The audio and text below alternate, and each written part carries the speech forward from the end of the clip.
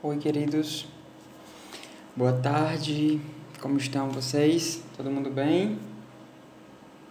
Espero que sim. Espero também que estejam fazendo as minhas atividades e estudando, tá? Importantíssimo que a gente continue a nossa rotina de estudo. Isso é fundamental. Meus queridos, hoje nós vamos finalizar o nosso capítulo que trata sobre a civilização africana, tá? Já tivemos algumas aulas aí sobre todo o conteúdo. Quem tiver dificuldade para entender, reveja as outras aulas, tá? E como eu sempre digo, tanto quando a gente estava na aula normal, eu repito aqui, é importante que vocês façam as leituras, tá? Do livro. As aulas, tanto aqui virtual como a aula que a gente tem na escola, é suporte. Certo? Aulas são sempre suporte e é preciso que vocês também deem a contribuição de vocês na condição de aluno fazendo as atividades e a leitura do conteúdo em casa. Pronto, ó. Hoje a gente já segue a partir da página 11, tá? Nós só temos a página 11 e a página 12 para conseguir finalizar esse conteúdo. Eu vou iniciar, certo? Falando sobre o reino Axum. É um novo reino também que faz parte dessa civilização africana que a gente vem estudando há alguns dias. E o reino Axum ele se tornou uma grande potência comercial. Professor, o que é uma potência comercial? Porque a gente diz que um país ou que uma civilização ela se torna uma grande potência. Olha, quando eu digo quando eu me faço valer desse termo potência, eu estou querendo dizer realmente potência no sentido de poder, tá? De grandiosidade, de repercussão. Então, a grande potência comercial, por quê? Porque foi um reino que teve um grande divisor, que foi um grande divisor de águas, que foi um reino que se destacou no campo da economia. Então, por isso que é uma potência. O reino Axum é considerado uma potência comercial naquela época. Como eu havia dito a vocês em aulas passadas, essas civilizações, assim como outras em outras partes do mundo, a princípio elas não tinham uma moeda definida quando tratava de questão de trocas de mercadorias, de comércio, tá? Quando a gente trata de comércio em relação a essas civilizações, a princípio muitas delas não tinham uma moeda. E como eu disse a vocês, tudo funcionava como trocando, tá? Eu sou de uma civilização, produzo milho, por exemplo. A Isadora, por exemplo, ela produz o feijão. A Eloá, a macaxeira, a mandioca ou qualquer outra coisa. E assim começava a haver a troca de mercadoria, tá bem? O que aconteceu? Isso acontecia antes de chegarmos a uma moeda, tá? Sim, antigamente não existia moeda, como eu disse a vocês. O que foi que destacou, o que foi que levou o reino Axum a se tornar uma grande potência? Porque desde aquela época eles começaram a entender que, como eles desenvolviam uma atividade mercantil, né, uma atividade financeira de compra, de venda, de extensão comercial, eles entenderam que eles precisavam de algo para realmente fazer esse câmbio financeiro acontecer de uma forma mais dinamizada, tá? De uma forma melhor, vamos dizer assim. Então, por isso que eles desenvolveram uma moeda, tá? Eles foram um dos reinos da civilização do Egito Antigo, da África, que um dos primeiros a desenvolver uma moeda. Eles aprenderam a fundir, tá? A fundição é um processo em que você pega um determinado metal e você eleva ele a uma temperatura no fogo muito quente para que aquele metal derreta e você consiga fazer qualquer outra coisa que você quer com ele. É o caso do ferro, é o caso do ouro, tá? Então, o que eles fizeram? Eles começaram a fundir o ouro, dando um formato de uma moeda, tá? Que tem inclusive o exemplo aqui no livro de vocês. E aí eles começaram a entender que essa forma que eles estavam trazendo para o mercado financeiro para o comércio era extremamente importante. E de fato foi e é importante hoje nós termos uma moeda. Então, o reino Axum teve esse diferencial dentre essas outras civilizações que a gente vem estudando, principalmente por conta disso, tá? Desenvolveram, na verdade, uma moeda própria deles. Pegaram o ouro, fundiram o ouro e desenvolveram a moeda. É lógico que essa moeda ela não era tão perfeita como as moedas que nós temos hoje, tá? Até porque eles estavam começando a desenvolver esse tipo de câmbio, esse tipo de ordem econômica dentro do mercado, dentro da civilização. O que foi que fez também do reino Axum eles se tornarem uma grande potência comercial? Por conta das invasões em outros territórios, tá? Eles invadiam os territórios, inclusive o Império Kush, que eu falei com vocês sobre os Kushitas na aula anterior.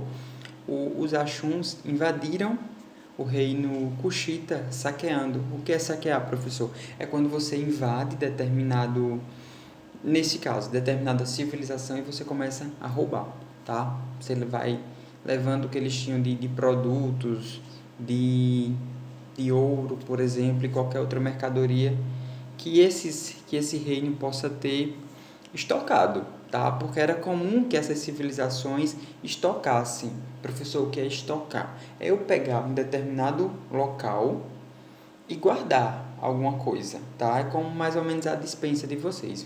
A despensa que tem na casa de vocês, que os pais de vocês estão estocando os alimentos. Então, lá já existia essa prática de você guardar o produto, de você estocar o produto. Então, o reino Axum invadiu o reino Kushita e começou a saquear, a levar mercadorias e tantos outros bens que pertenciam ao reino Kushita. E essa situação fez também com que eles enriquecessem, é claro. Se eu estou saqueando, se eu estou pegando os bens de outras civilizações e trazendo para mim, agora eu vou ter mais produto, eu vou ter mais poder, certo, gente? Não, isso não é correto, claro, né? É uma forma totalmente errada de você governar uma civilização. Mas sempre havia essa falta de escrúpulo, né? Essa falta de empatia, principalmente nesses reinos em que não se tinha uma certa noção de civilidade, de urbanidade, de respeito, né? Às regras e tantas outras situações que só veio surgindo depois. Deixa eu só ler para vocês aqui, tá? Me permitam. A localização do território Axum, próximo ao Mar Vermelho, era privilegiado para as trocas comerciais. Com isso, o reino logo se tornou uma grande potência mercantil. Para facilitar as trocas comerciais, os Axumitas cunharam as suas primeiras moedas. Como eu disse a vocês, fundiram, tá? As primeiras moedas. E quando fala aqui, por exemplo, do Mar Vermelho, nessas civilizações, há muito tempo atrás, nós não tínhamos, por exemplo, rodovias, nós não tínhamos pistas, nós não tínhamos também o transporte aéreo. Então, como é que acontecia o deslocamento dessas civilizações? Através dos rios, através do mar, tá? Então, por isso que as civilizações que geralmente se desenvolviam próximo às regiões marítimas, como no caso deles, próximo ao Mar Vermelho, facilitava o deslocamento, troca de mercadoria, novas descobertas, tá? Toda essa roupagem facilitou o desenvolvimento do reino Axum. Essa civilização, eles se destacaram principalmente na agricultura, na prática da agricultura. A base da economia desse reino era a agricultura e a criação de animais, né, que a gente conhece hoje como pecuária. Foram atividades, na verdade, que deram grande sustentação a esse reino. Eles produziam também produtos agrícolas, como eu já falei para vocês, o trigo e a cevada, e eles produziam uma espécie de vaso feito com cerâmica, que eram chamados ânforas. E esses objetos, eles começaram a ser distribuídos, vendidos, claro, para outros reinos e para outras regiões. Tudo isso fazendo com que houvesse uma elevação do reino Axum, certo, queridos?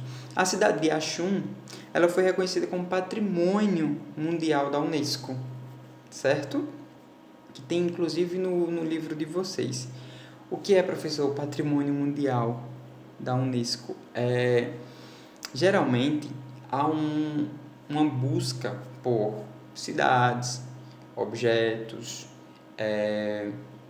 construções, que é feito um tombamento, é um processo mediante a legislação para que você qualifique aquele objeto, aquela casa, aquela cidade como um patrimônio mundial. Por quê?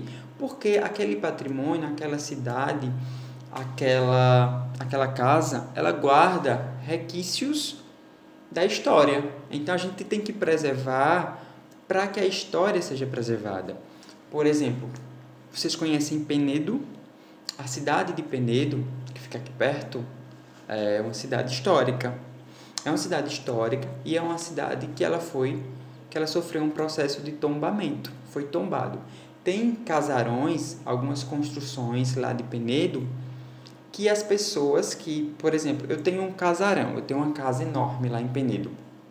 Quando houve o processo de tombamento, significa dizer que o meu casarão agora, ele é parte da história, ele é um patrimônio cultural.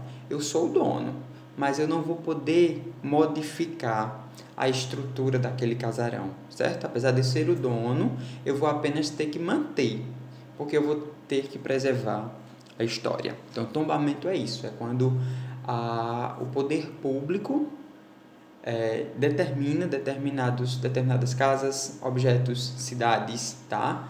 Para que preservem a história. É importantíssimo, por quê? Porque as pessoas questionam tanto a história hoje em dia, se nós não tivéssemos esse tombamento, o pessoal começaria a dizer que determinadas coisas, determinadas cidades, determinados patrimônios não existiram. Concordam comigo? Então, é importantíssimo o processo de tombamento. Agora eu vou falar um pouquinho para vocês sobre a característica nômade de algumas civilizações do continente africano. Professor, o que é uma civilização nômade? Tá, eu já falei várias vezes nas minhas aulas porque tem várias civilizações que eram nômades. Mas eu vou explicar para vocês, tá? O povo nômade é um determinado povo que ele não consegue passar muito tempo em uma determinada região, então ele vai precisar estar o tempo todo se deslocando de um lugar para outro. Em busca de quê? Em busca de um território mais fértil, melhor para plantar, em busca de uma condição climática melhor, em busca de um território melhor, tá? São todas essas condições, na verdade, que as pessoas nômades buscam. Por quê, professor?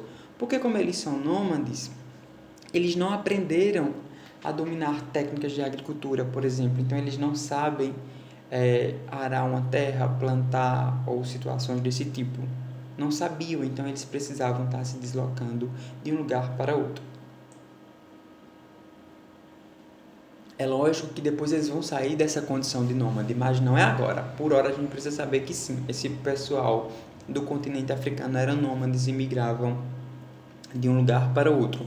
Eles criavam carneiros, cabritos e bois, mas eles também não tinham técnicas de pecuária, como nós temos hoje, tá? De criação, técnicas de criação de animais.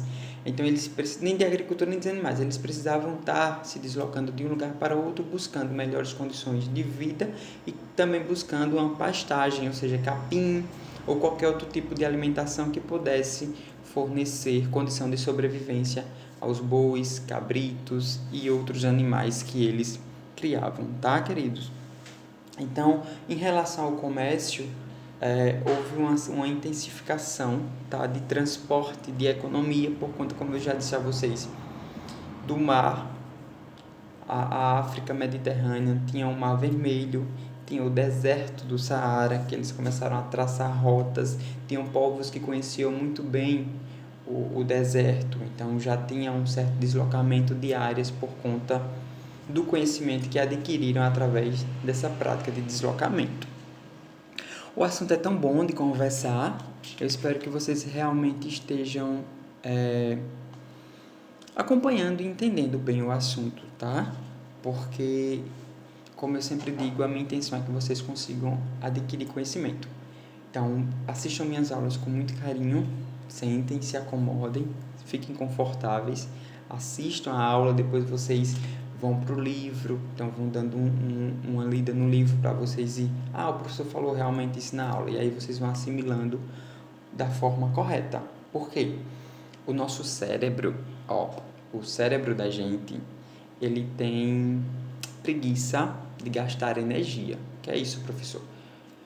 É mais cômodo para a gente querer ficar deitado, assistindo televisão, fazendo essas coisas. Por quê? Porque o nosso cérebro, ele não gosta de gastar energia. Então, nós temos que fazer um esforço para não deixar que o nosso cérebro fique enferrujando. Então, vamos estudar, vamos fazer nossas atividades, nós temos que pensar. O ser humano tem uma capacidade incrível de pensamento. E, por isso, a gente consegue assimilar tanta coisa e aprender.